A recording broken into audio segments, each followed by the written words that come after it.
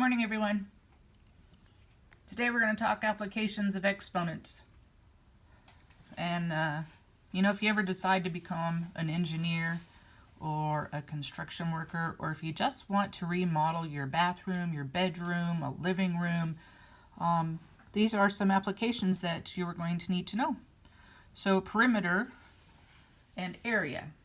Perimeter is the distance around the outside. Okay, and since we've got a rectangle here, I know that opposite sides are congruent. Area is equal to, some of you might remember it as length times width, or base times height. Base times height is really handy when it comes to thinking about rectangles as they are related to triangles.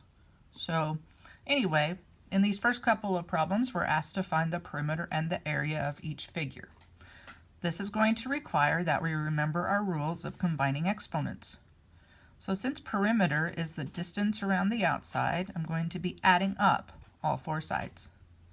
So that's why I have a 12x plus 5x squared and a 12x plus a 5x squared. Now becomes an issue of which ones can I combine. I can combine the x's, I can combine the x squareds, but I cannot combine them together, because they have to have the same base with the same exponent. So how many x's do we have? We have 24. How many x squareds do we have? We have 10. That's the distance around the outside.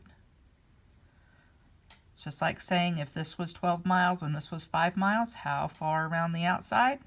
We would add all four sides together. But here we have to separate them because of their exponents.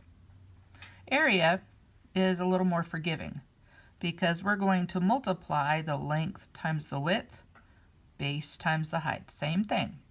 I can combine the coefficients. 12 times 5 is 60.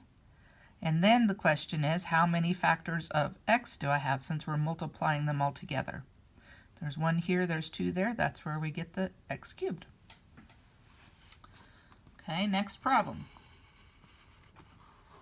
Now you might be thinking, oh my goodness, look at all of that. But it's just because the area of a triangle is equal to half of the area of a rectangle. Look, if I construct a diagonal up here in this rectangle, what do I have? I have two triangles. So that's why it's 1/2 the length times the width, or 1/2 the base times the height. This is the terminology that we use. These are the terms we use when we're talking about triangles, our bases and heights. My base of a triangle, my height, how tall is it? Okay, so perimeter is still the distance around the outside. This is a right triangle, so this guy over here is called the hypotenuse. These are called legs in a right triangle. We'll talk about right triangles and legs and hypotenuses in a different unit. But we're still going to add them all up. Now I can combine these two terms here because they are exactly the same variables with the same exponents. So how many a squared beads do I have?